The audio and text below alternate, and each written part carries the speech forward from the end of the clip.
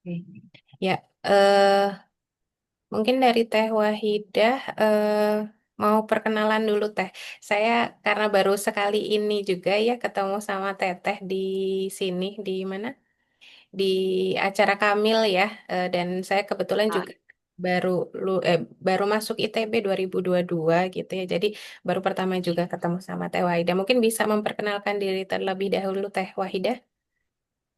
baik, terima kasih Teh Novi. Bismillahirrahmanirrahim. Assalamualaikum warahmatullahi wabarakatuh. Assalamualaikum warahmatullahi wabarakatuh. Sebelumnya terima kasih atas undangannya kemarin melalui Teh Nita ya. Kebetulan Teh Nita seangkatan saya dulu waktu di ITB. Di sini ada Teh Nita, Teh Alfi, em, kakak tingkat saya, Kak Nina, Nikmat, Kak Nikmatul Husna. Kemudian ada Teh Muja, Jaro, itu yang saya kenal. Sebelumnya perkenalkan saya Wahidah. Yes. Waktu itu alhamdulillah diamanahi sebagai Kepala Departemen Kemuslimahan di Kamil. Dan saat ini alhamdulillah diamanahi menjadi dosen di program studi geofisika. Jadi dulunya di Teknik Geofisika ITB waktu S2.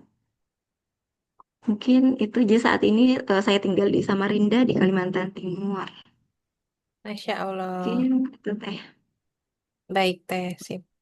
Dari Teh Wahida, apakah ada sharing apa namanya PPT yang ingin disampaikan? Oh, oh iya ada. Oke, baik saya stop screen dulu.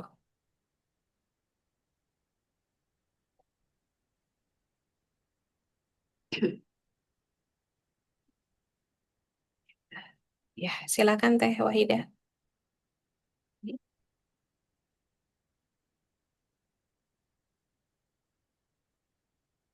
Sudah,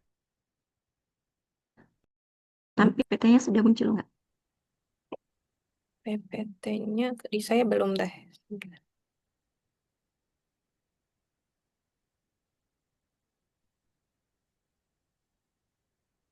Di yang lain apakah sudah muncul Teh Teh Nurul atau Teh Alfi mungkin ada yang lihat? Oh, sudah. Oh, sudah.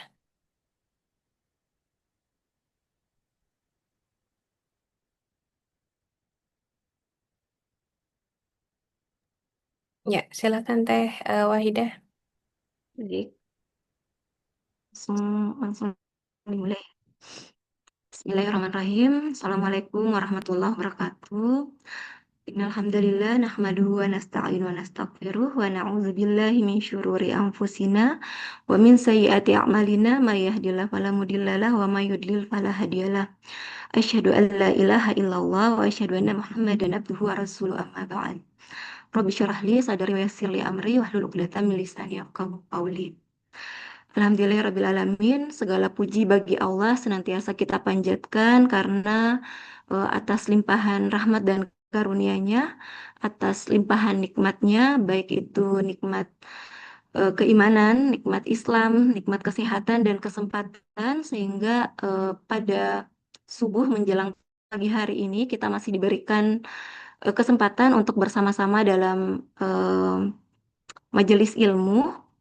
Dan tak henti-hentinya kita kirimkan salam dan salawat kepada junjungan kita Nabiullah Muhammad SAW, para sahabat, tabiin, tabiut tabiin, dan orang-orang yang senantiasa istiqomah di dalamnya. Dan semoga kita juga termasuk bagian dari orang-orang istiqomah tersebut.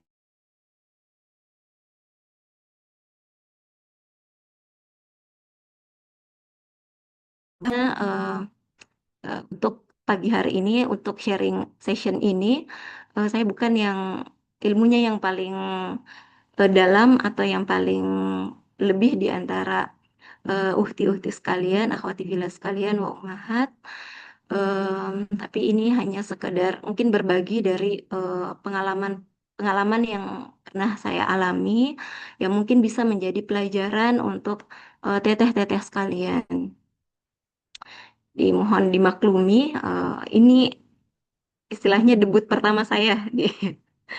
Di antara teteh-teteh sekalian biasanya skalanya masih di lingkungan kampus biasanya alhamdulillah saat ini dapat undangan langsung dari teteh-teteh dari Kamila dan Solihah. Jadi untuk topik pada hari ini terkait husnuzon di tengah gelombang ujian, minta kesediaan teteh-teteh sekalian untuk berikan komennya nanti di kolom komentar terkait kita pernah merasa bahwa hidup kita itu tidak berjalan sesuai dengan rencana. Apakah teteh-teteh pernah merasa seperti itu? Oh, kok hidup saya itu, saya rencananya kayak gini, kok eh, nggak sesuai dengan rencana. Mungkin pernah merasakan seperti itu. Kemudian mungkin juga kita pernah merasa saya sudah berdoa tapi kok doanya sampai sekarang belum dikabulkan. Kemudian mungkin juga di antara kita ada yang pernah kehilangan orang atau sesuatu atau hal-hal yang paling kita cintai. Mungkin pernah merasakan itu. Jadi kalau misalnya di antara tiga itu kita pernah merasakannya, kita harus menyadari bahwa itu mungkin adalah salah satu bentuk ujian yang Allah berikan kepada kita. Sebagaimana firman Allah dalam surah Al-Ankabut ayat 2, Allah berfirman, apakah manusia mengira bahwa mereka akan dibiarkan hanya dengan mengatakan, kami telah beriman dan mereka tidak diuji? Jadi ketika kita diuji, sebagai bentuk husnuzon kita adalah mungkin kita termasuk bagian dari orang-orang yang beriman itu. Karena kita diuji. Sebagaimana dalam firman ini bahwa tidak cukup dengan hanya dengan mengatakan bahwa kita beriman, tetapi di balik itu Allah akan memberikan ujian untuk menguji seberapa berimankah kita. Jadi ketika kita saat ini mendapatkan ujian, itu adalah bentuk bahwa mungkin kita adalah salah satu dari orang-orang yang beriman. Mohon maaf suaranya agak serak karena akhir-akhir ini sedang flu.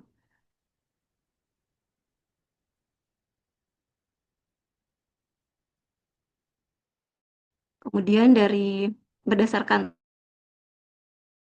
topik hari ini terkait husnuzon di tengah gelombang ujian, eh, di sini saya analogikan. Jadi kita anggap bahwa mungkin yang apa namanya teman-teman mungkin yang ada background fisika mungkin paham terkait gelombang. Jadi kalau kita analogikan ujian itu adalah bentuk gelombang, ada lembahnya. Jadi kadang kita ada di puncak, ujian kita berarti adalah ujian kenikmatan, dan ketika kita mungkin berada di lembah, mungkin saat itu kita sedang diuji dengan musibah seperti itu. Dan apapun ujiannya, yang ingin Allah lihat adalah bagaimana kita merespon ujian tersebut. Jadi kalau kita diuji dengan kenikmatan, berarti harapannya kita meresponnya dengan bersyukur. Dan ketika kita diuji dengan musibah, berarti kita diharapkan untuk bisa bersabar.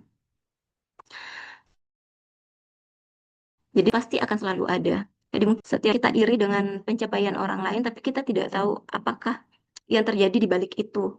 Mungkin ada sesuatu yang Allah ambil, yang kemudian Allah gantikan dengan yang lain. Dan yang akhirnya kita lihat adalah hanya bentuk pencapaiannya saja. Jadi mungkin puncaknya saja yang kita lihat, kita tidak tahu bahwa eh, ternyata orang-orang tersebut pernah berada di lembah terendah seperti itu. Jadi malah ketika kita berada di titik terendah, justru itu adalah turning point untuk kenaikan berikutnya. Jadi sama dengan gelombang, ketika kita ada di titik terendah atau di lembahnya, itu adalah tanda bahwa kita akan naik ke puncak. Seperti itu. Kita harus yakini bahwa bersama dengan kesulitan itu, pasti ada pertolongan Allah. Sesuai dengan firman Allah dalam surah Al-Insyirah ayat 5. Inna ma'al usri yusrah, karena sesungguhnya bersama kesulitan pasti ada kemudahan. Kemudian jika kita analogikan ujian itu adalah gelombang, kita adalah kemungkinan adalah batuan-batuan itu. Jadi kalau kita adalah batuan yang rapuh, biasanya gelombang yang akan menjalar adalah gelombangnya akan lemah. Jadi gelombangnya akan kecil. Tapi kalau kita adalah batuan yang kokoh atau mungkin kita memiliki keimanan yang kuat, gelombang yang akan menjalar biasanya gelombang yang besar. Ini kalau kita lihat dari eh, hadis dari Rasulullah, bahwa semakin kuat iman seseorang, maka Allah akan memberikan ujian juga yang semakin besar. Jadi sahabat pernah bertanya, ya Rasulullah, siapakah yang paling berat ujiannya? Kemudian Rasulullah menjawab, para nabi, kemudian orang-orang yang semisalnya, kemudian orang yang semisalnya. Seseorang akan diuji sesuai kadar atau kekuatan agama atau imannya. Jika agamanya kuat, maka ujiannya akan bertambah berat. Jika agamanya lemah atau imannya lemah, maka ujiannya akan sesuai dengan kadar kekuatan imannya tersebut. Jadi ketika kita mungkin saat ini berada mendapatkan ujian yang berat, berarti kita berhusnuzon bahwa mungkin kita termasuk orang-orang yang memiliki iman yang kuat. Dan di balik ujian itu, jadi di balik suatu gelombang, itu akan menghasilkan energi yang besar. Jadi semakin besar suatu gelombang, energi yang dihasilkan juga akan semakin besar. Ini merupakan gambaran bahwa semakin besarnya ujian, di balik besarnya ujian, itu ada pahala juga yang semakin besar. Ini sesuai dengan sabda Rasulullah, sesungguhnya besarnya pahala tergantung dengan besarnya ujian. Jadi apabila Allah mencintai kita, maka Allah akan menguji kita. Jadi barang siapa yang ridho dengan ujian itu, maka ia akan mendapat keridoannya. Dan siapa yang membencinya, maka ia akan mendapat kemurkaannya.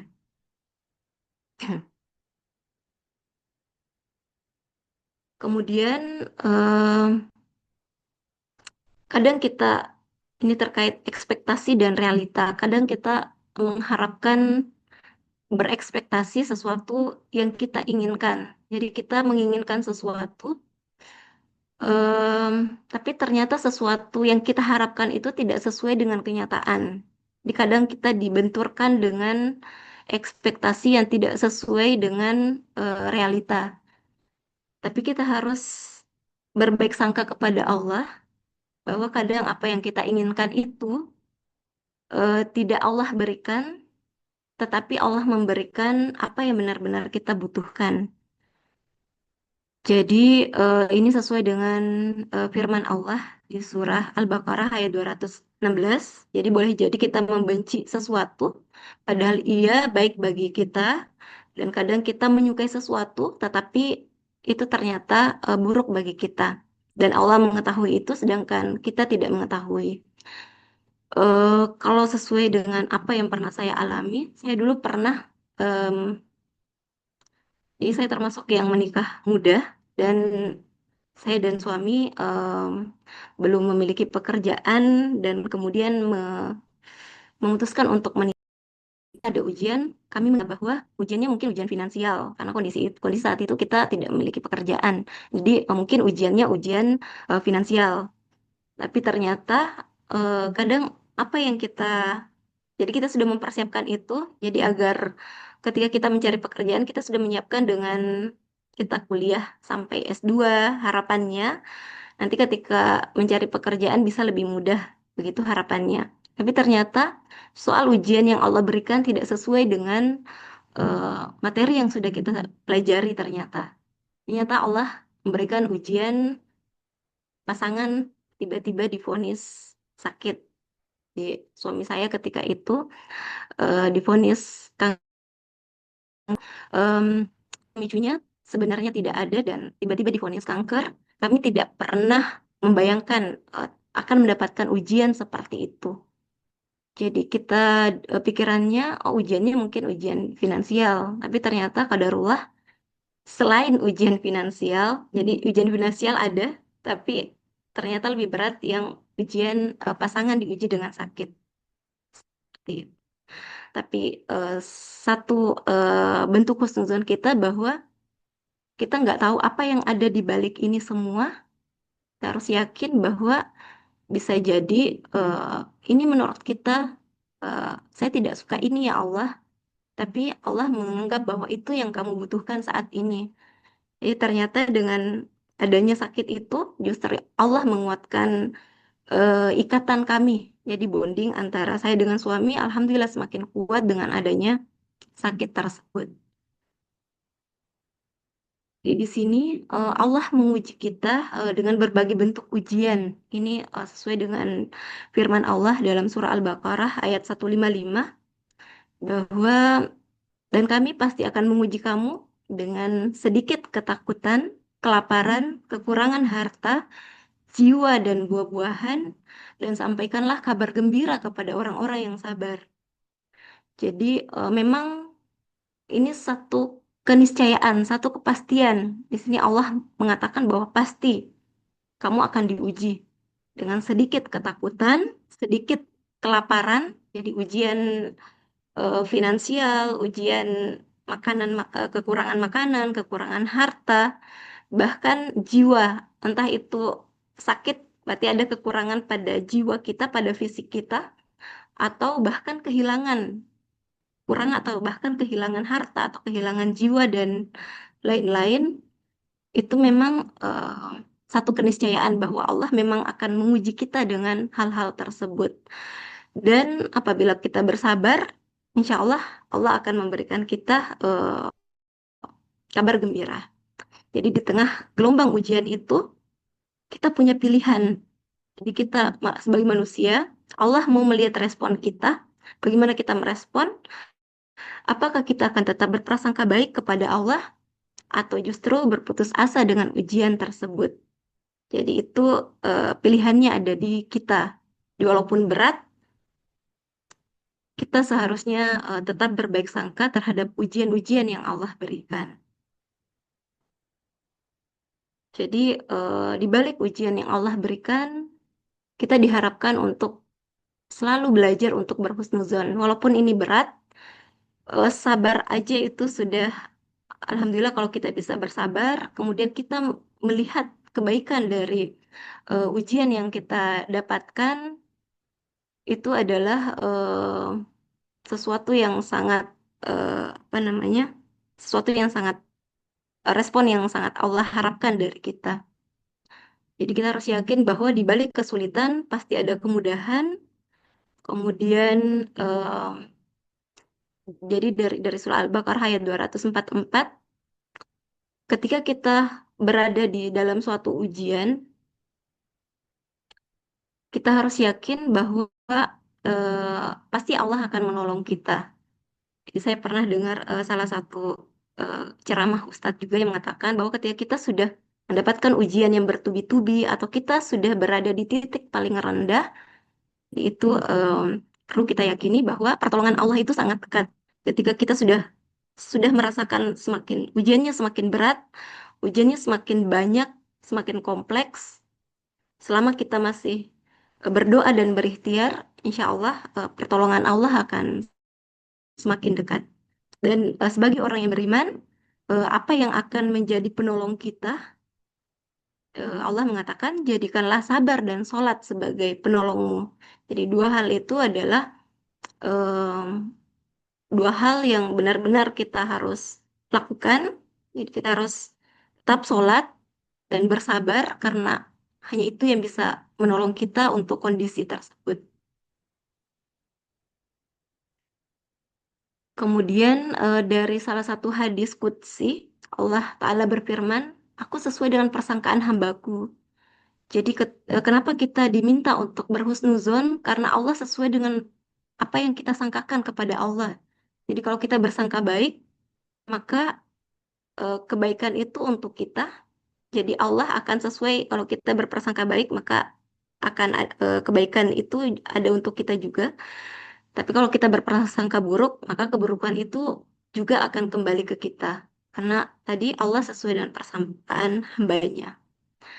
Kemudian salah satu yang menguatkan juga untuk yang berdasarkan yang saya alami ketika itu, salah satu kisah yang pernah diceritakan oleh salah satu murabbiah ketika S1 ini dari kisah oleh Kalawun As-Salihih, salah satu raja dari Mesir yang mungkin teman-teman mengenal kubah kubah hijau yang ada di atas makam Rasulullah yang ada di Masjid Nabawi.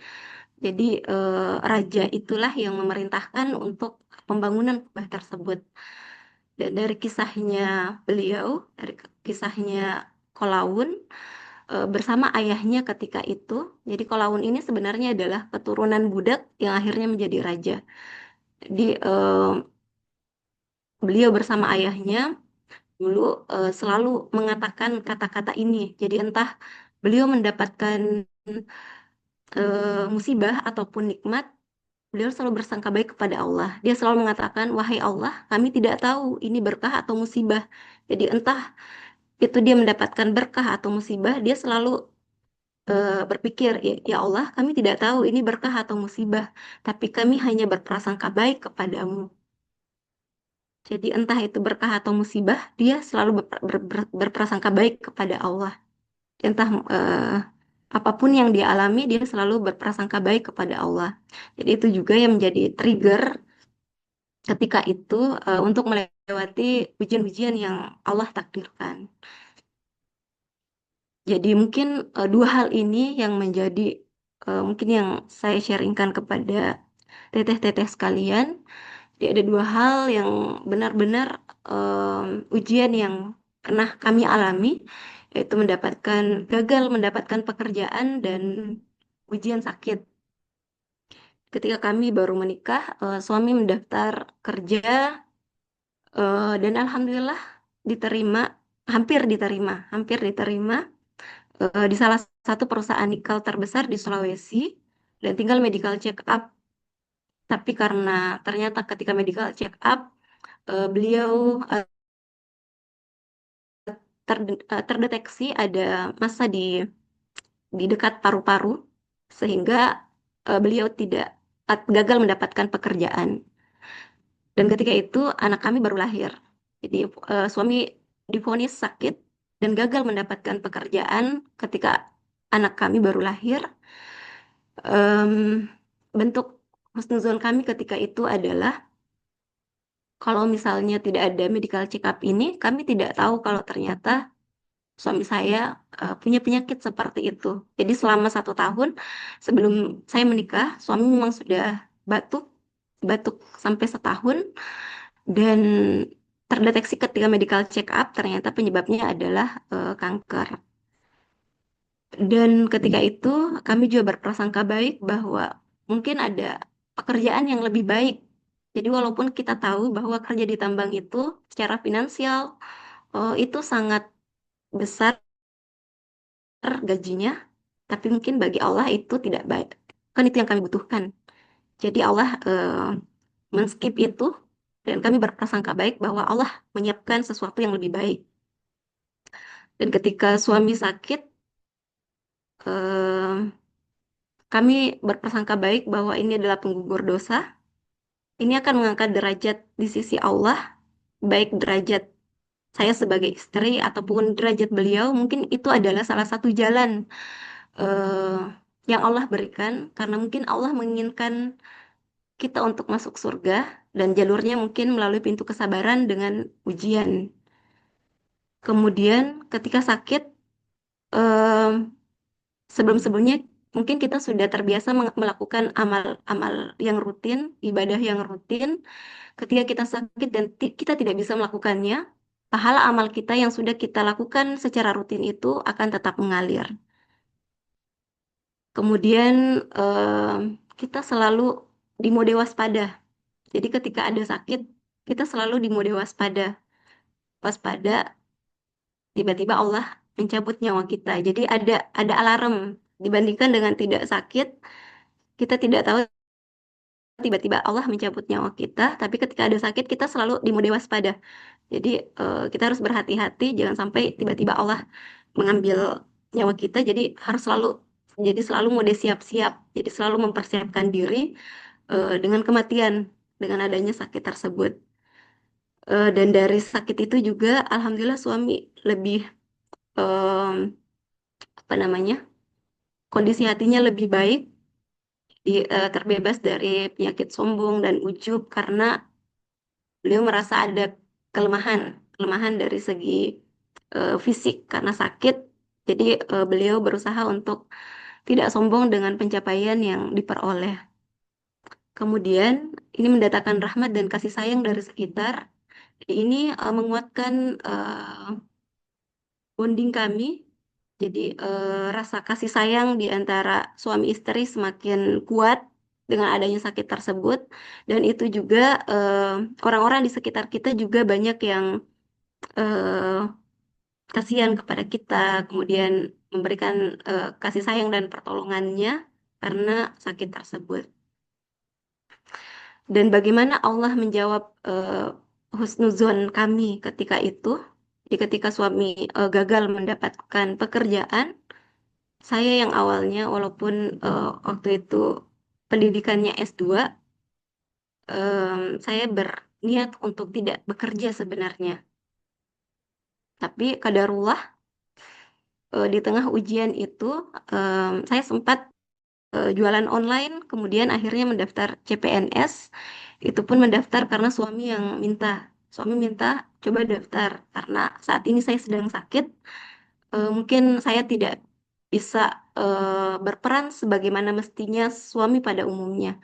Jadi suami minta untuk daftar CPNS dan ketika itu saya merasa tidak belajar secara maksimal dan alhamdulillah atas ridho suami alhamdulillah saya lulus CPNS dengan nilai tertinggi. Kenapa saya menekankan nilai tertinggi? Bukan untuk kebanggaan, tapi ini adalah bentuk kasih sayangnya Allah.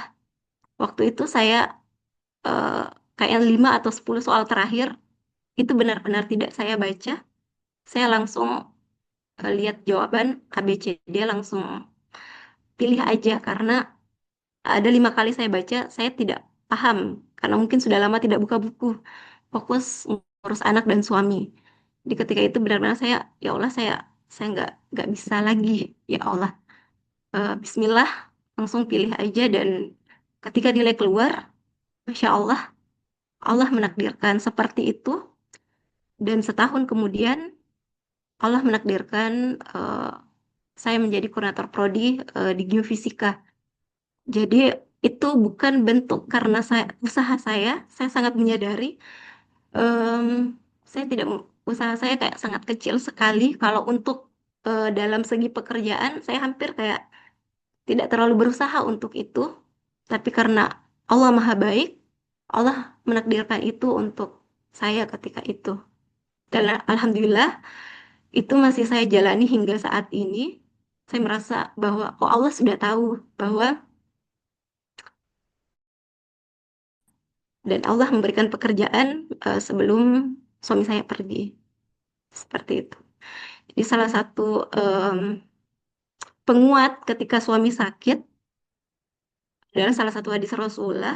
Jika seorang wanita menjaga sholat 5 waktunya, berpuasa Ramadan, menjaga kehormatan dan taat kepada suaminya, maka dikatakan kepadanya, masuklah ke dalam surga dari pintu mana saja yang kamu kehendaki. Jadi sebenarnya motivasinya adalah itu, tapi ternyata Allah mengikutkan juga dengan eh, pencapaian-pencapaian dunia.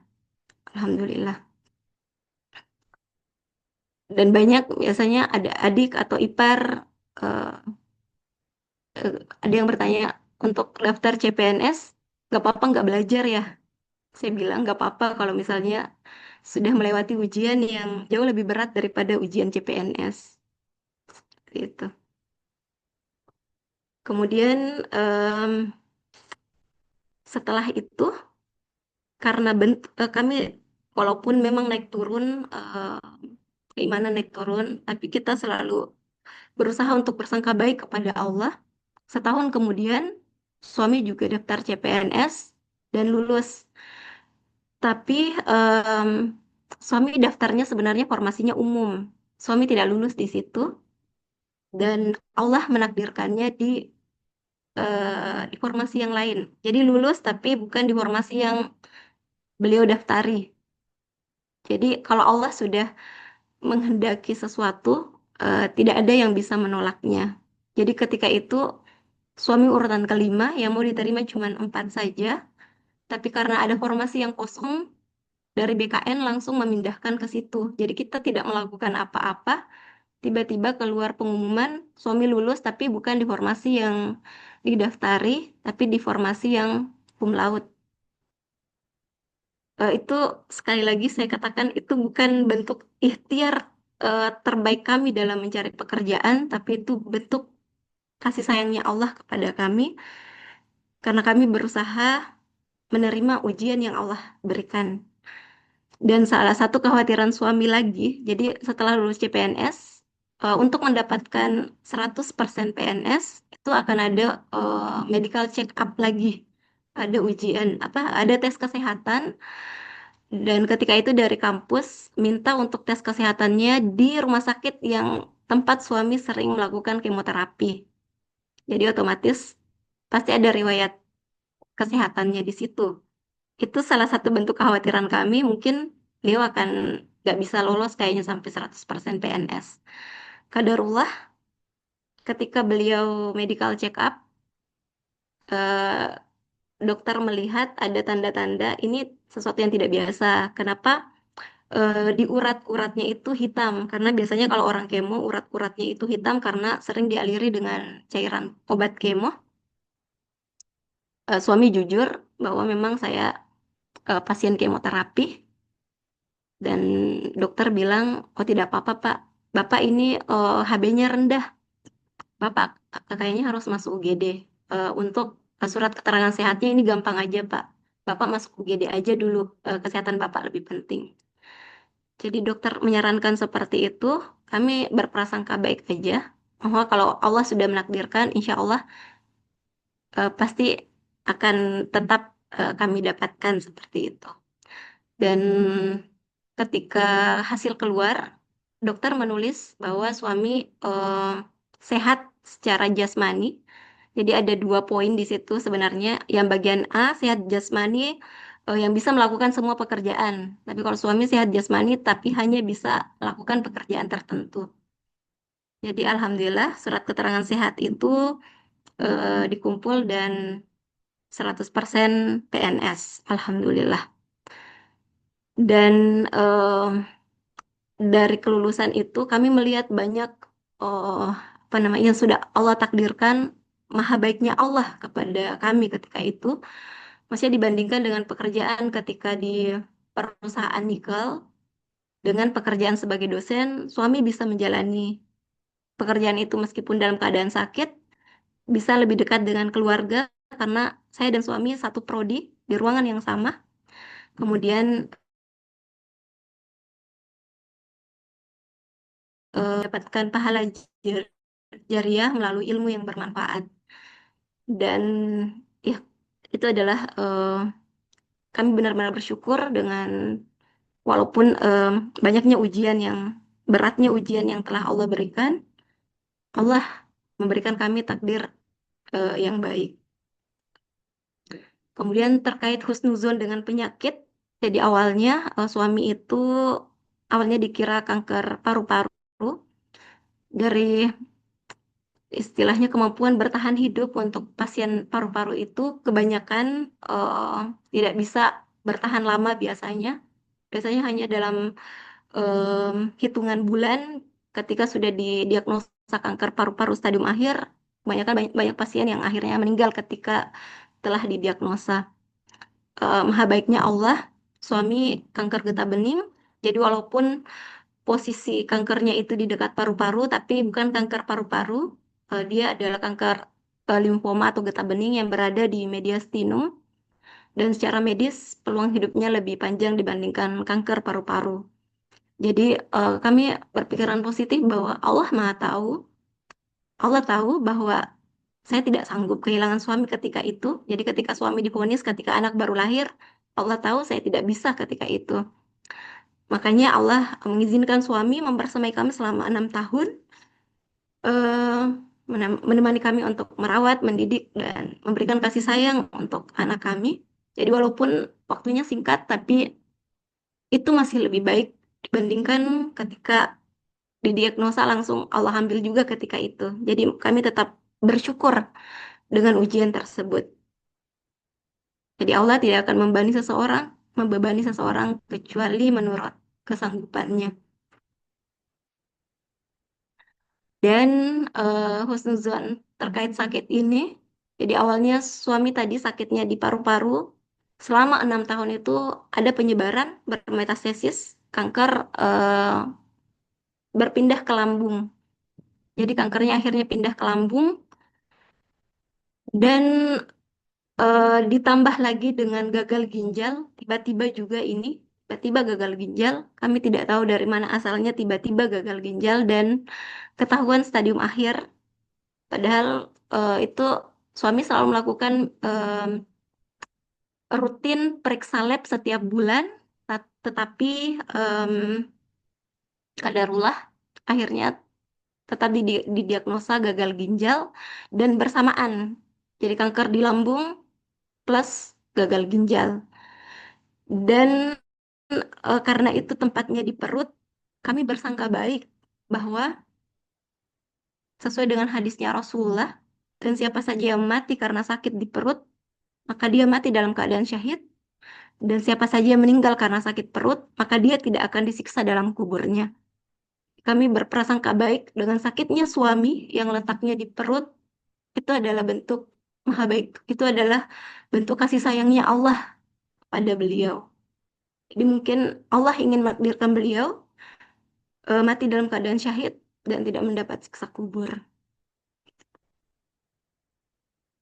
Dan di tengah beratnya ujian itu, walaupun ujian ketika suami sakit itu sudah berat, tetapi kehilangannya itu jauh lebih berat karena tidak ada lagi orangnya, gitu. Dan ketika di situ Allah memberikan penghiburan, ini tidak kami, maksudnya dari saya juga tiba-tiba saja akhirnya terketuk hati, saya kayaknya harus pergi umroh. Tuh.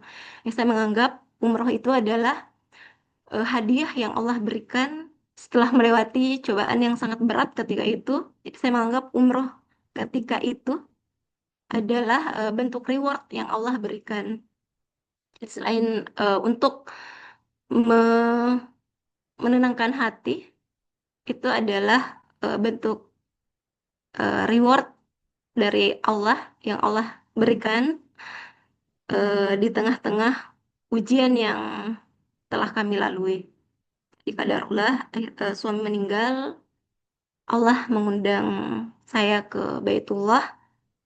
Di saat ketika itu saya sudah benar-benar, ya Allah, saya sudah tidak punya jalan keluar. Dan Alhamdulillah setelah dari sana, hati menjadi lebih tenang. Maksudnya lebih kuat lah dibandingkan sebelum ke sana. Jadi itu bentuk Allah memberikan penghiburan dan memberikan penguatan kepada kami dan belajar dari sirah Nabawiyah. Jadi ketika umroh ketika itu pergi ke Taif, mendengarkan, dalami lagi kisah-kisah Rasulullah, akhirnya merasakan bahwa ujian ini sebenarnya tidak ada apa-apanya dibandingkan yang sudah Rasulullah alami. Rasulullah kehilangan orang yang dicintainya, kehilangan istrinya, kehilangan pamannya, kemudian mendapatkan penolakan di Taif yang mungkin kita semuanya sudah tahu, teteh-teteh mungkin lebih tahu kisahnya dibandingkan saya. Em, di situ saya banyak belajar bahwa ujian ini tidak ada apa-apanya dengan ujian yang Rasulullah sudah dapatkan. Dan ketika kita mendapatkan ujian yang sedikit mendekati apa yang sudah dialami Rasulullah, mungkin saja ini, mungkin saja kita juga termasuk orang-orang pilihan. Itu bentuk kesangkaan baik kepada Allah. Mungkin kita juga masuk di bagian bagian itu. Jadi kita harus tetap bersabar, kita harus berprasangka baik karena kadang kita khawatir dengan bagaimana kalau ke depannya kayak gini, bagaimana kalau kayak gini. Kita sering berprasangka seperti itu dengan sesuatu yang belum tentu terjadi. Padahal apa yang belum terjadi itu sebenarnya bukan eh, apa namanya? Bukan ranahnya kita, tetapi itu adalah ranahnya Allah. Kita juga belum tahu apakah kita sampai di situ atau ternyata tidak. Jadi seperti itu. Jadi Rasulullah saja orang yang begitu mulia, Allah tetap memberikan ujian, bahkan ujiannya jauh lebih berat daripada apa yang kita alami. Ujiannya bertubi-tubi, ujian kehilangan, ujian penolakan dalam dakwah, bahkan disakiti secara fisik. Tapi Rasulullah tetap bersabar dan selalu bersangka baik kepada Allah. Dan di tengah ujian itu Allah memberikan penghiburan, salah satunya dalam Isra Mi'raj. Jadi Isra Mi'raj itu yang awalnya saya pribadi, saya kira hanya untuk menerima perintah sholat. Ternyata itu salah satu hikmahnya juga adalah untuk penghiburan kepada Rasulullah.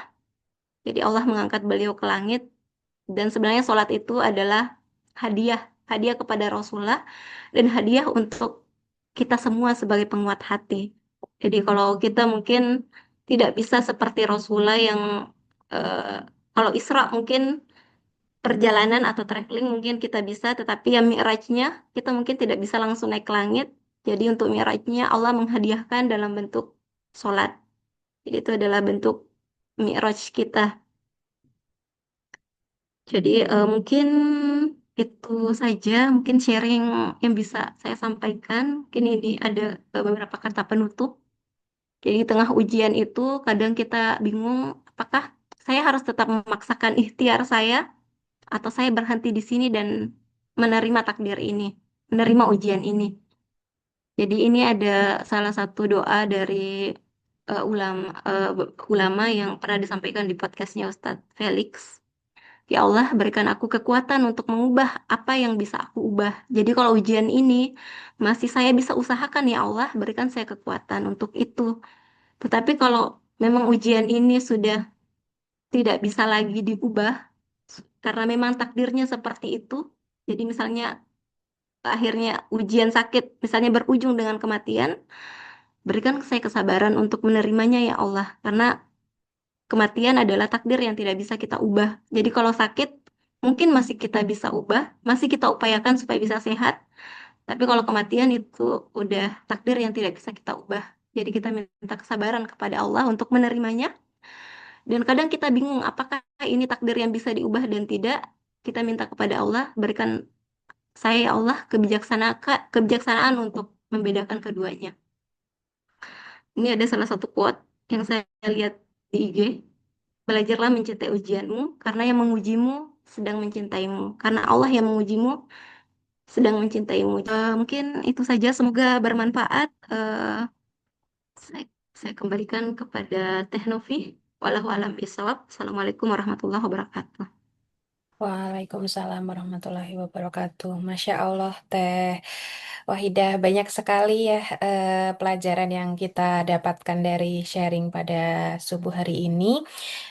Yaitu tentang bahwa sesungguhnya hidup itu kadang-kadang nggak sesuai dengan rencana kita ya.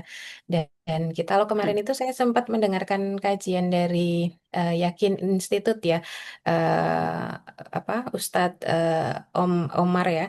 Nah, beliau itu menceritakan bahwa salah satu yang ini hampir mirip ya dengan cerita Teh Wahidah gitu ya, bahwa ada apa namanya perumpamaan ketika kita itu di dunia ini seperti semut gitu ya yang berjalan di atas karpet. Karena kita semut, kita nggak bisa tahu itu pola di atas karpet itu seperti apa gitu ya. Tapi sesungguhnya Allah tuh punya cerita untuk kita yang insya Allah itu indah gitu ya. Yang insya Allah itu banyak sekali hikmahnya gitu ya. Cuma saat ini kita belum tahu apa itu hikmahnya gitu. Maka benar kata Teh Wahidah tadi gitu ya, bahwa kita diminta untuk sabar dan diminta untuk senantiasa husnuzon. Karena insya Allah Allah itu sudah tahu gambaran besar dari jalan hidup setiap hambanya. Masya Allah banget. Teh Waida, pagi hari makasih banyak atas sharing sessionnya yang apa mungkin ini nggak mudah ya untuk diceritakan oleh Teh Waida gitu ya. Dan banyak yang banyak yang mungkin menjadi recall remember yang apa ya, yang begitu masih sangat membekas gitu ya bagi Teh Wahidah. Tapi eh, banyak sekali nilai-nilai yang hari ini saya dapatkan gitu ya. Dan tentu teteh-teteh di sini juga insya Allah banyak yang mendapatkan juga. Oke, teteh-teteh sekalian, jika ada yang ingin ditanyakan atau ingin di-sharingkan, boleh disampaikan, bisa melalui raise hand atau juga bisa melalui chat gitu ya. Apa namanya? Kita mungkin akan sampai pukul apa nih? Saya pakai jam Jepang jadi agak bingung. 6.30 ya sekarang kalau di Indonesia ya. Berarti kita masih ada sekitar 30 menit lagi. Silahkan kepada teteh-teteh jika ingin resen. Oh, ini ada chat dari Teh Nina. Assalamualaikum Teh, jika kita sebagai perantara ta'aruf menerima data bahwa ada riwayat penyakit autoimun, belum ada obatnya, atau riwayat tidak jelas siapa orang tuanya, adopsi atau hubungan haram ortu, bagaimana memproses itu meski jika andaikan terjadi pada adik kita sendiri. Mungkin berat untuk kita mau melanjutkan prosesnya walau sebenarnya ajal itu Allah yang tahu. Mungkin yang sehat lebih dulu dipanggil daripada yang sakit. Walau sebenarnya kita tahu seseorang tidak ditentukan siapa keluarganya atau masa lalunya. Mangga kepada Teh Wahidah mungkin bisa memberikan jawaban langsung.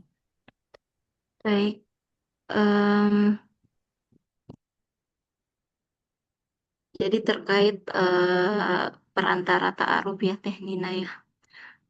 Jadi kalau misalnya ada yang mau ta'aruf, kemudian ada penyakit autoimun, dan kita tidak, selain autoimun itu, kita juga tidak tahu jelas siapa orang tuanya, bagaimana kita menata hati agar tetap berproses, dan tetap memproses itu meski terjadi pada adik kita sendiri.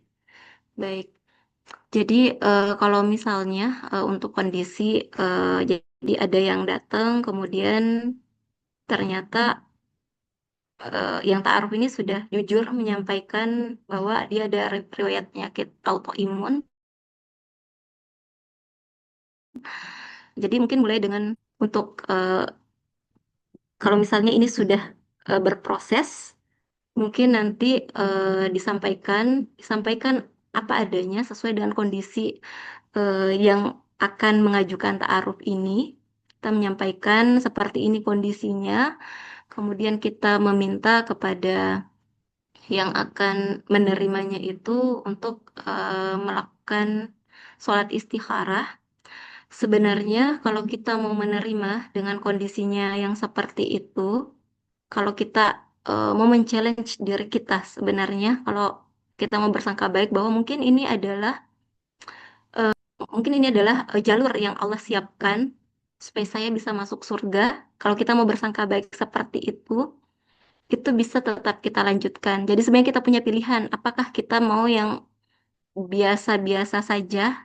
Jadi kalau biasa-biasa saja berarti oh dia sakit dan kita tidak berdosa kalau misalnya ya udah saya karena dia ada kekurangan, ada sakit dan saya mungkin tidak bisa eh, menghandle kondisi pasangan yang seperti itu daripada nanti sudah terjadi saya tidak mampu, jadi lebih baik saya menghindari.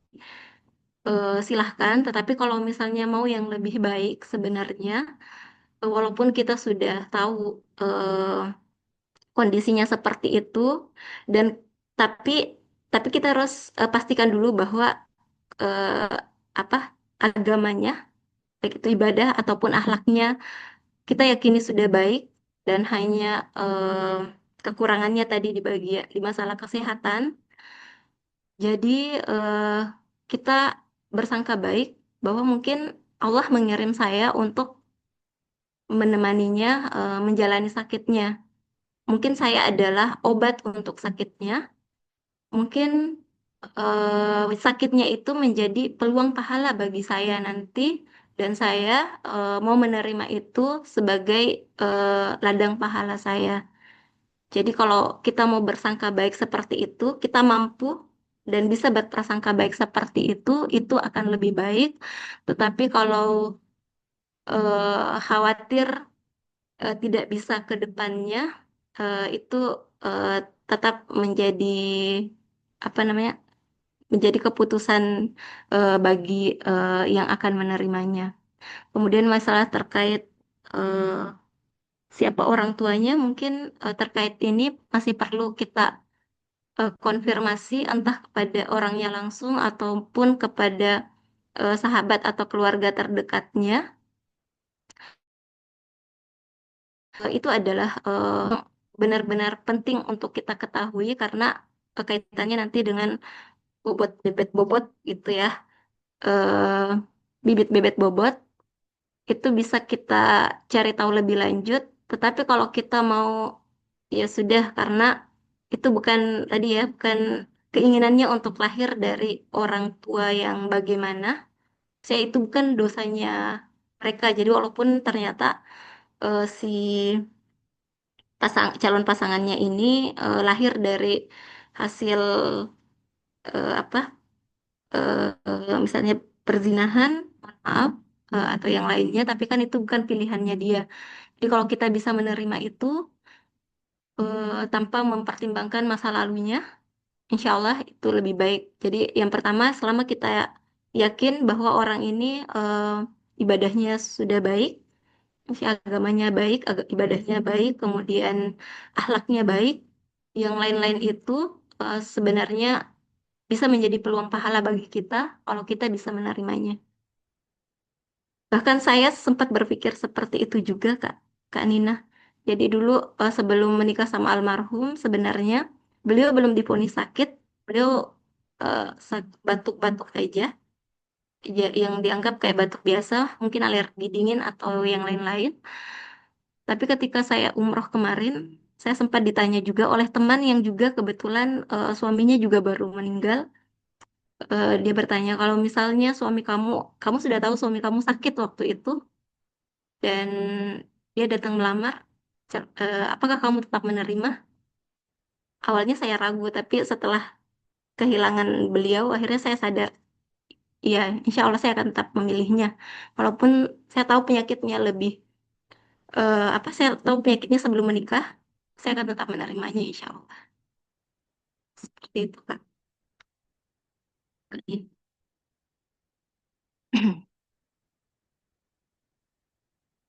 Mungkin seperti itu, Teh. Baik, terima kasih Teh Wahida atas jawabannya. Ya, mungkin dari teteh-teteh yang lain ada yang ingin ditanyakan? Jazakillah khair. Apa ini Teh? Teh Alfi.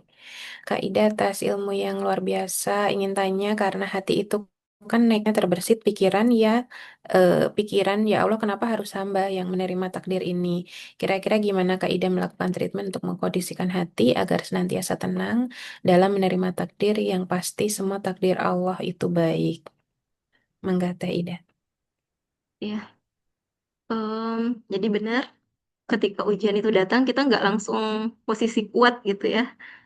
Kita akan ada, kok kayak gini ya Allah, kok saya gitu, kok saya yang harus menerima ujian ini, kenapa orang-orang, ya Allah saya mau hidup normal seperti orang-orang, saya bisa kayak Allah, ujian saya seperti orang-orang pada umumnya. Kadang kita menganggap ujian kita lebih berat daripada orang orang lain, kita merasa ya Allah kok saya, ya Allah, padahal saya juga mau menikmati hidup, ya Allah, bisakah ya Allah seperti itu.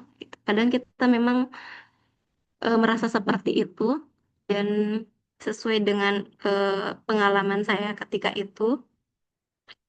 Jadi ketika vonis pertama itu memang sangat berat, dan di pikiran saya, oh suami saya langsung mungkin oh, apa namanya, usia suami saya tidak lama lagi. Jadi ketika baru divonis itu udah, tapi saya berpikir bahwa em, di tengah ujian itu eh ya tadi sabar dan sholat. Jadi walaupun seberat apapun ujian, jangan pernah tinggalkan sholat. Jadi seberapa kita kadang kayak, aduh berat banget ini untuk melaksanakan sholat, eh, misalnya sholat sholat malam.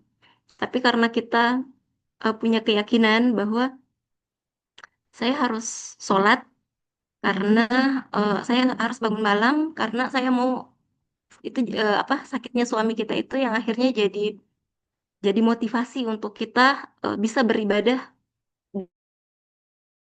Jadi j- jadikan em, ujian itu sebagai motivasi untuk kita beribadah lebih yang lebih lagi.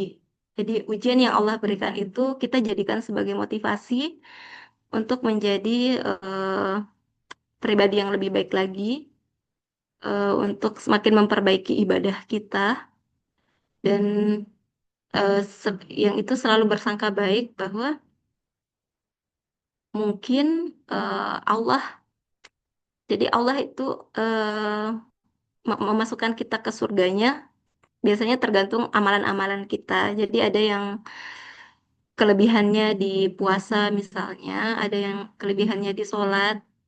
Di ketika ujian itu datang, ketika itu kami berpikir mungkin sholat saya nggak bisa jadi jaminan untuk menjamin saya untuk bisa masuk surga atau puasa saya tidak bisa menjadi amalan andalan untuk saya bisa masuk surga. Jadi mungkin Allah menakdirkan ujian ini sebagai jalan tol saya untuk bisa masuk surga seperti itu. Jadi dengan adanya ujian ini adalah cara Allah agar saya bisa memiliki jalur lain untuk bisa masuk ke surganya. Ini adalah bentuk kasih sayangnya Allah. Terus berprasangka baik bahwa mungkin saya saya termasuk orang-orang pilihan karena saya mendapatkan ujian yang seperti ini. Dan kita ketahui bahwa baik itu nabi dan rasul ataupun wanita-wanita penghulu surga itu semuanya eh, orang-orang yang memiliki ujian yang tidak biasa seperti itu.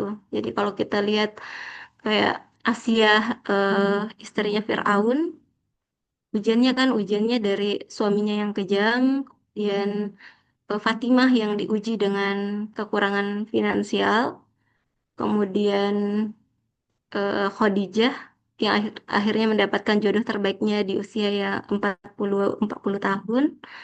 Kemudian ujian-ujian yang lainnya yang sudah dialami oleh orang-orang yang mungkin lebih soleh solihah dibandingkan kita, itu yang akan menjadi penguat kita.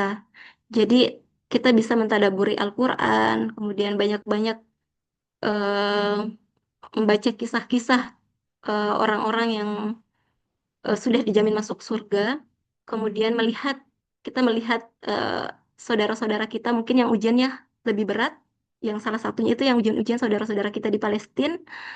Eh, Kadang kita merasa malu dengan ujian yang Allah berikan. Mereka ujiannya jauh lebih berat, tapi kok mereka lebih kuat kayak gitu. Jadi ketika hati lagi lemah, itu adalah beberapa hal yang menjadi penguat mungkin Teh Alfi.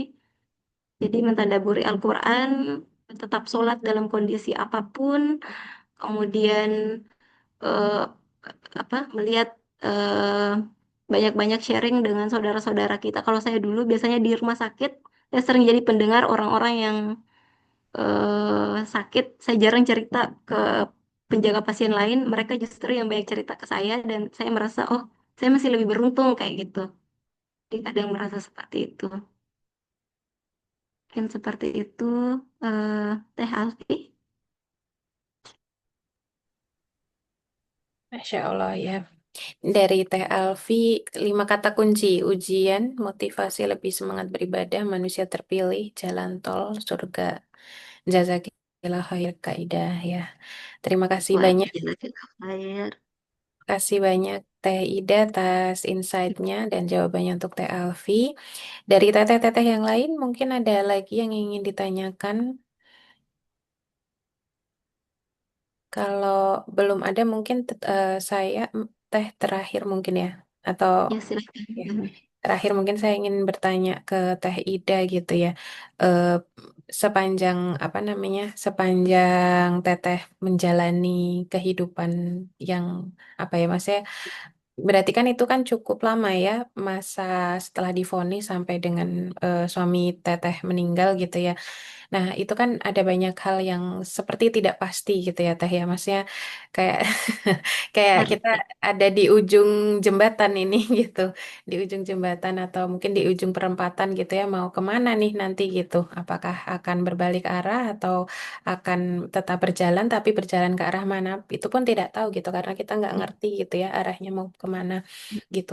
Nah, sepanjang itu mungkin karena ini pertanyaan saya itu lahir dari ini ya, kondisi saya sekarang juga gitu ya, yang dimana saya mungkin sampai saat ini juga masih belum apa, belum menikah gitu ya, dan maksudnya kayak saya merasa kayak sudah usia segini, tapi kayak kok nggak nemu-nemu juga gitu. Nah ini saya posisinya tuh mungkin bisa diibaratkan berada di ujung perempatan tadi gitu ya, pengen mau kemana nih saya gitu. Nah apa sih yang kemudian Teteh lakukan gitu sehingga maksudnya tetap menjalani hari-hari itu dengan tetap apa ya apa tawakal gitu kepada Allah. Apa saja gitu yang kemudian bisa menguatkan Teteh sehingga kemudian apa berakhir dengan Teteh maksudnya bisa tetap di dalam kondisi yang tenang, dalam kondisi yang bisa apa namanya bahkan menurut saya maksudnya Teteh sempat kepikiran juga gitu untuk bisa umroh gitu setelah suami Teteh meninggal itu kalau menurut saya itu Masya Allah banget gitu kalau saya kayaknya nggak akan sempat kepikiran untuk nyari-nyari apa namanya hadiah untuk umroh gitu ya karena mungkin saya akan grieving lama banget dan mungkin untuk bisa kembali lagi beraktivitas tuh juga nggak akan nggak akan bisa gitu dan saya sempat dengar gitu ya dari Teh Tiwi gitu ya tentang profil Teteh gitu ya dan juga dari Teh Nita yang Teteh tuh begitu banyak yang dikerjakan gitu begitu banyak menginspirasi orang gitu di circle Teteh gitu jadi itu salah satu hal yang mungkin nggak bisa saya lakukan bahkan saya bisa lebih dibilang saya sempat ada masa dorman gitu ketika saya apa namanya dalam kondisi di perempatan tadi seperti itu Teh. Baik, Teh Novi. Jadi benar, 6 tahun itu bukan waktu yang singkat dan di selama 6 tahun itu sebenarnya nggak. Jadi tadi seperti gelombang naik turun, nggak di bawah terus, tapi kadang naik, kadang turun. Jadi ada misalnya 1 tahun yang suami, alhamdulillah dinyatakan sel kankernya sudah mengecil, ada harapan berarti ada harapan sembuh, ada harapan sembuh dan eh ternyata tahun berikutnya tiba-tiba ada gejala lagi. Itu kayak sesuatu yang sangat menakutkan dibandingkan dengan kondisi awal. Jadi kondisi awal kan divonis sakit, oke kita kemudian dari harapan itu kita berdoa, berusaha dan ada titik terang, suami kondisi semakin membaik.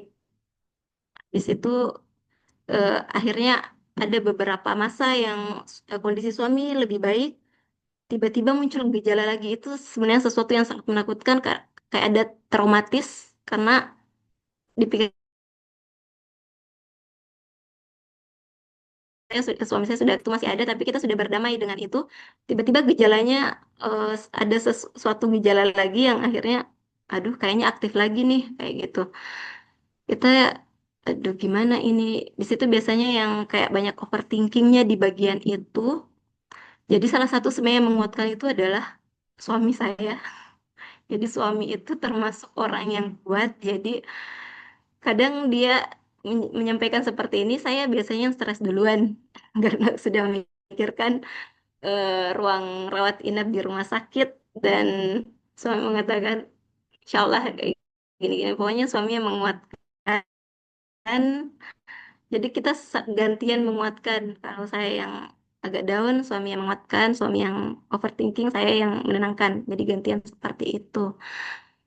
Em, tapi kita detiknya soal namanya ikhtiar kami semakin giat semakin gencar kayak gitu apalagi waktu itu suami kan meninggal di Ramadan tahun kemarin baru di tahun apa Ramadan 2025 kemarin itu sebenarnya yang puncak-puncaknya jadi apapun yang terjadi karena eh, jadi oh ya mungkin sampaikan bahwa saya tidak mau ada penyesalan jadi dari ujian itu saya tidak mau ada penyesalan saya harus mencoba semua ikhtiar semua ikhtiar yang bisa eh, menjadi solusi dari ujian tersebut. Jadi saya coba semuanya, kami coba semuanya selama itu halal dan sesuai dengan syariat kami lakukan.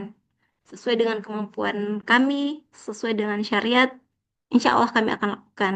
Di semua pengobatan medis, baik yang pakai BPJS, bahkan kami pernah menggalang dana lewat kitabisa.com karena waktu itu kami belum tidak ada pekerjaan dan ada tawaran obat yang satu botolnya 50 juta.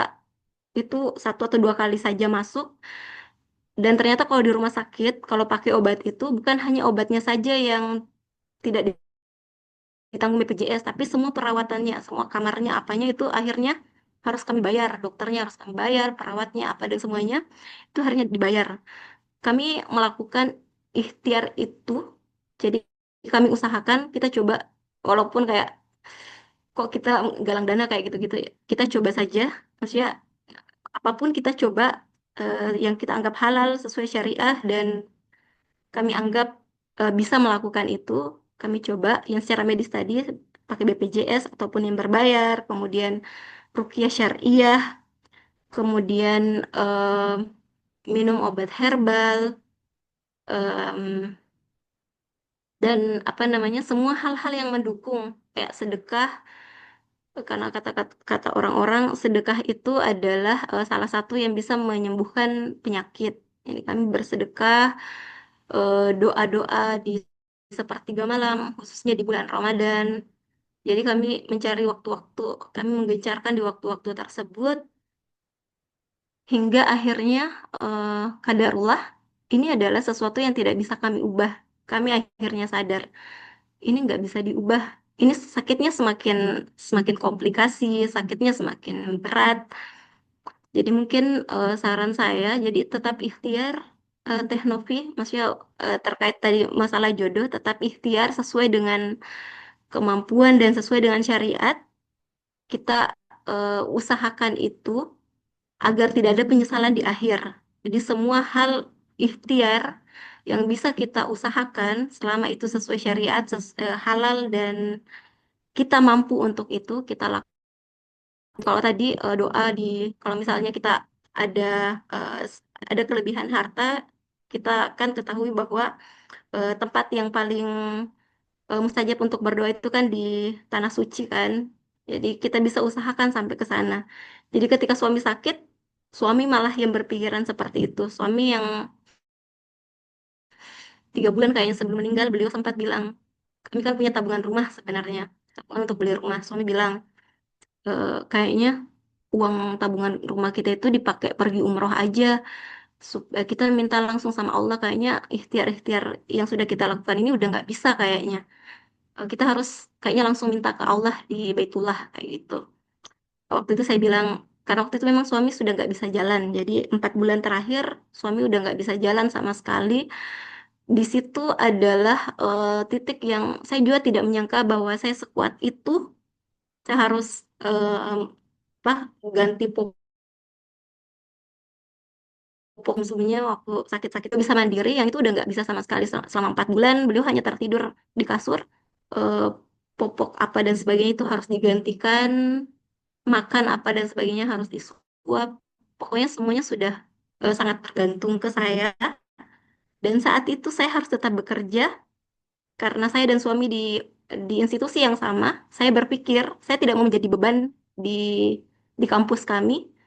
Kalau suami saya tidak ada, setidaknya saya harus kerja ekstra. Saya harus kerjakan pekerjaan suami saya.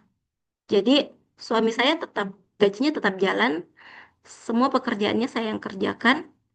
Saat itu saya diamanahi sebagai koordinator prodi juga. Saya sudah mau mengundurkan diri, tapi dari wakil dekan tidak mengizinkan karena katanya Wahidah tetap bisa menghandle ini walaupun suami sakit. Kinerjanya kemarin masih tetap bagus. Jadi ya sudah, saya tetap menjalani itu.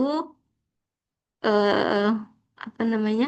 Jadi apapun saya lakukan untuk suami saya, untuk kesehatan suami saya, untuk pekerjaannya sekalipun, saya tetap berusaha menghandle itu. Dan itu adalah kekuatan dari Allah karena setelah suami saya tidak ada, saya merasa kekuatan itu hilang. Jadi saya yang awalnya berpikir kalau suami saya sudah tidak ada, mungkin saya akan bisa melakukan banyak hal kayaknya. Saya akan semakin bisa di pekerjaan kayaknya saya bisa melakukan lebih banyak lah lemah. Dan di pikiran saya ketika itu, pokoknya setiap hari saya hampir selalu menangis. Jadi saya ke Baitullah itu 5, 4, 5, 6, 7, 9 bulan setelah suami meninggal. Saya ke Baitullah karena memang saya sudah tidak punya, maksudnya keluarga juga mereka mengetahui. Jadi mungkin bisa diketahui saya sama anak saya sendiri, saya berdua aja dengan anak saya di perantauan, jauh dari keluarga. Keluarga di Sulawesi, kami di Kalimantan, berdua saja. Em, dan kami tetap menjalani itu. Saya berpikir bahwa tahun 2026 ada banyak hal yang harus saya lakukan. Anak saya sudah mau SD, prodi saya mau akreditasi, kondisi saya masih seperti ini. Saya tidak stabil secara emosional. Saya benar-benar tidak stabil. Hari ini mungkin saya ke kampus, saya bisa em, mengajar, bisa membimbing mahasiswa, tapi pulang ke rumah, berapa energi yang saya keluarkan itu harus em, saya kembalikan dengan cara menangis kayak gitu. Itu benar-benar yang kayak besoknya saya bisa ceria, malamnya itu harus saya bayar dengan menangis semuanya. Saya tidak punya pilihan selain kayaknya saya harus ke Baitullah ini. Kayaknya nggak ada pilihan lain. Pikiran saya waktu itu, saya melihat postingan beberapa, katanya kita bisa bertemu dengan orang yang sudah meninggal di sana. Jadi salah satu motivasi saya sebenarnya itu, saya mau ketemu suami saya di sana. Jadi saya bukan tidak ikhlas, tapi saya rindu sama suami saya. Saya harus ke sana. Saya mau ketemu suami saya di Baitullah. Tapi kadarullah saya tidak ketemu sampai akhirnya saya kembali ketika tawaf wada. Saya, ya Allah, kok nggak ada sama sekali yang mirip kayak gitu. Tapi mungkin itu caranya Allah karena em, mungkin kalau saya ketemu dan orangnya mirip kan bukan murim. Itu malah jadi dosa dosa yang lain yang sampai saya peluk orang yang bukan muhrim kayak gitu. Jadi itu bentuk kasih sayangnya Allah. Itu hikmah dari saya tidak dipertemukan dengan orang yang mirip suami saya ketika di sana. Dan memang benar-benar hati menjadi lebih tenang. Walaupun tadi saya harapannya mau bertemu dengan suami saya, tapi saya tidak pernah menyesali harus membayar sekian untuk pergi ke sana. Saya akhirnya pulang dengan membawa ketenangan hati. Alhamdulillah setelah pulang dari umroh, saya menjadi lebih tenang. Setidaknya tidak menangis setiap hari lagi. Paling ketika saya ingat, misalnya 1 kali seminggu kah, atau frekuensi menangisnya sudah semakin berkurang. Eh, jadi seperti itu. Jadi intinya ikhtiarkan semaksimal mungkin, doa semaksimal mungkin agar tidak ada penyesalan eh, di akhir itu. Mungkin seperti itu, Teh Novi. Semua ikhtiar atau doa-doa kita keluarkan semuanya apa yang kita ketahui, yang kita anggap itu halal dan sesuai syariat kita lakukan agar di akhir kita tidak menyesali bahwa mungkin saya tidak dapat ini karena saya tidak ini, saya tidak mau ada itu. Jadi saya mengusahakan semuanya karena saya tidak mau ada penyesalan. Saya tidak mau mungkin suami saya meninggal karena saya tidak ini. Dan di setiap di setiap treatment suami saya, karena itu kan biasanya setiap treatment itu harus ada tanda tangan keluarga pasien. Biasanya saya minta pertimbangan suami sebelum sebelum misalnya mau operasi atau tidak. Itu saya tanya suami, oke kah operasi? Kalau oke, saya tanda tangan. Tapi di akhir-akhir beliau sudah tidak bisa memberikan pertimbangan lagi. Beliau sudah mulai menurun kesadarannya, menurun ingatannya. Saya yang apa namanya bermodalkan perasaan biasanya. Suami saya pernah seperti itu dan dia merasa kesakitan. Dalam hati saya tidak mau suami saya dipasangi selang NGT. Saya tidak mau suami saya dipasangi kateter karena saya merasa karena suami saya pernah bilang itu sakit. Jadi saya tidak mau menyakiti suami saya. Tapi saya berpikir bahwa apa yang boleh jadi apa yang kita benci ternyata itu baik bagi kita karena saya eh, berdasar dengan itu akhirnya saya sholat istikharah di setiap treatment yang suami saya akan lakukan, karena saya sudah tidak bisa menanya suami saya sholat istikharah untuk setiap treatment yang akan dijalani oleh suami sebelum saya akhirnya tanda tangan. Jadi seperti itu teh. Baik, Masya Allah Teh Ida, terima kasih banyak atas jawabannya dan mungkin itu tadi pertanyaan terakhir ya. Ya, intinya ikhtiar ya Teh ya, dan senantiasa ikhtiar berarti intinya tidak boleh berputus asa dengan kayaknya agak ini bermasalah. Ya, terima kasih banyak Teh Ida sekali lagi atas sharing-sharing teteh-teteh sekalian. Kita sudah sampai di penghujung acara dan apa namanya? Nanti mungkin ada satu pengumuman tambahan titipan dari tim kami Lahap ya. Ada satu proyek sedekah namanya Semilir Project. Ini adalah apa namanya? Proyek untuk apa berlatih gitu ya, berlatih bersedekah setiap hari untuk teman-teman akan mendapatkan reminder setiap subuh dan kemudian akan ada penyaluran sedekah yang transparan gitu ya dan ada kemudahan gitu ya untuk bisa apa bersedekah berapapun nominalnya. Dan juga sedekah ini nanti akan disalurkan melalui rumah zakat dan pendaftarannya pelaksanaannya masih bisa dilakukan hingga akhir Ramadan 2026 ini. Pendaftarannya bisa melalui eh, link bit.ly slash Circle Sedekah Ramadan RMDN Ramadan ya. Nah, teknisnya nanti silakan bisa mendaftar, teman-teman bisa masuk ke dalam grupnya, kemudian akan mendapatkan reminder dari tim Semilir Project dan kemudian bisa melakukan sedekah subuh setiap pagi dan laporan penyaluran akan disampaikan dan ini akan dilakukan sampai dengan akhir Ramadan. Nanti mungkin akan di-share ulang juga oleh teman-teman dari kami Lahap gitu ya, atau mungkin nanti saya akan bantu untuk share juga di grup. Sekali lagi terima kasih Teh Ida, Masya Allah sekali, Jazakallahu khair. banyak sekali Semoga yang bermanfaat ya. Semua jadi amin. penguat untuk kita semua. Jadi Amin. ini bukan ajang saya mau dibilang kuat atau apa. Saya naik turun juga, teteh-teteh sekalian. Semoga dengan apa yang sudah saya alami bisa menjadi pelajaran, bisa menjadi penguat untuk kita semua di tengah-tengah ujian yang ada. Saya yakin kita semua punya ujiannya masing-masing.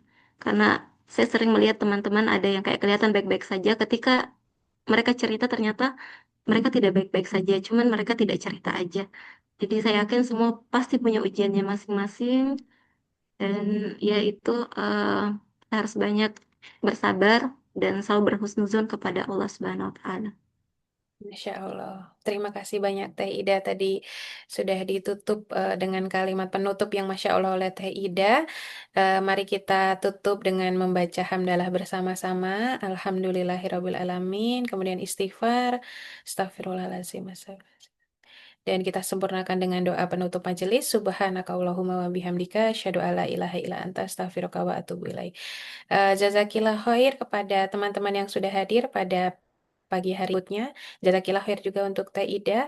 Selamat beraktivitas semuanya. Saya tutup. Wassalamualaikum warahmatullahi wabarakatuh. Salam warahmatullahi Warahmatullahi wabarakatuh.